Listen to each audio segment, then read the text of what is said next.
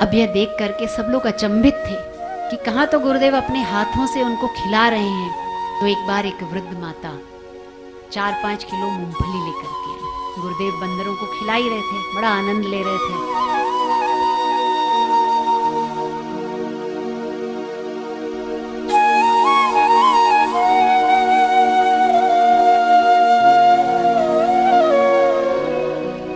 जो भी लोग दर्शन करने के लिए जाते थे जब पुष्कर में, तो गुरुदेव जो बंदर आते थे ना, लंगूर बंदर, उनको खिलाने के लिए उबलवा के मकई मंगवाते थे, उनको देते थे। तो एक बार एक वृद्ध माता 4-5 किलो मूंगफली लेकर के आई और गुरुदेव बंदरों को खिला ही रहे थे, बड़ा आनंद ले रहे थे। तो उसी बीच उन माता ने भी ला करके मूंगफली गुरु चरणों में रखी कि ये प्रसाद बांटने के लिए है।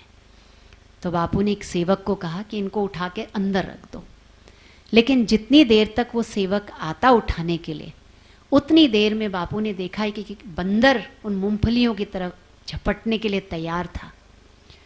तो गुरुदेव दोनों हाथों से उन मूंगफलियों को ढक के उन पर झुक गए। अब यह देख करके सब लोग अचंभित थे कि कहाँ तो गुरुदेव अपने हाथों से उनको खिला रहे हैं और यहाँ 2-4 किलो मूंगफली, और उसके लिए गुरुदेव स्वयं झुक गए। तो फिर एक साधक ने पूछ ही लिया कि बापू आप तो इनको खिला ही रहे थे ना, तो ये भी खा लेते। तो बापू बोले उनके हिस्से का उनको दे दिया है मैंने, लेकिन ये मेरे भक्तों के लिए प्रसाद बांटने के लिए आई है, तो ये उन तक ही पहुंचना चाहिए, जिसका हक है वो उसी को मिलना चाहिए। तो आप सोचें कि गुरुदेव कितना ध्यान रखते हैं। तो ऐसे ही जो गुरुदेव के श्री चरणों में दक्षिणा आती है, गुरुदेव उस दक्षिणा को गौशालाओं की तरफ भेजते हैं ताकि गौ माताओं का पालन पोषण हो। गुरुदेव के चरणों में जो भी भेंट आती है वो 2 सेवाओं के लिए महत्वपूर्ण रूप से उपयोग में लाई जाती है। गौ सेवा, हमारी इतनी सारी गौशालाएं हैं। गुरुदेव ने निवाई की गौशाला को कब स्थापित किया आप और हम सब जानते हैं, जब कई गौएं कटने के लिए जा रही थी। गुरुदेव और सेवाधारियों ने उन ट्रकों को रुकवाया, गौ माताओं को उतरवाया, उनकी रक्षा के लिए गौशाला बनाई।